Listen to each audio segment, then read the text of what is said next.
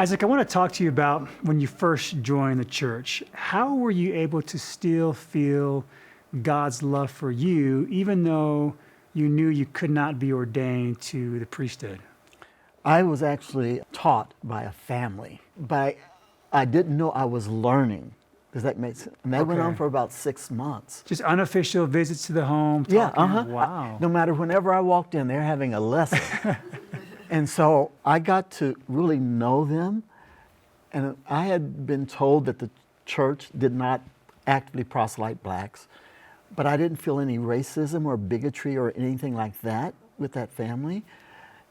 And just them loving me, surrounding me with the gospel principles that I didn't know I was soaking up, helped me to realize and know that God still loved me.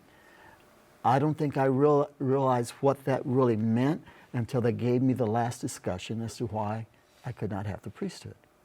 As I took that in, I could feel my nerves starting to go.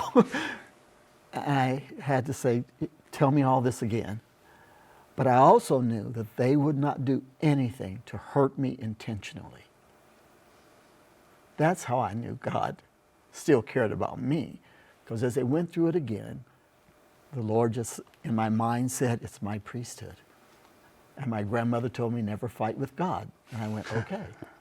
I remember, because I got baptized on December 15th, and I went home for Christmas from the base at Christmas. And my mom says, what's this church you joined? And the Church of Jesus Christ of Latter-day Saints.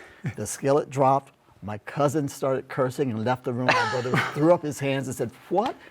I had no idea they even knew what the church was, because it was never talked about the whole time I was brought up. And so getting through that, and I think just acclimating to being the black member of the church.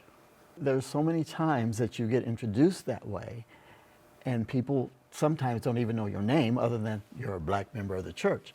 That became very hard. So I had to create or find new ways to support myself and still hang on to the gospel, knowing that the gospel was true, and that was the main anchor that I had to hold on to.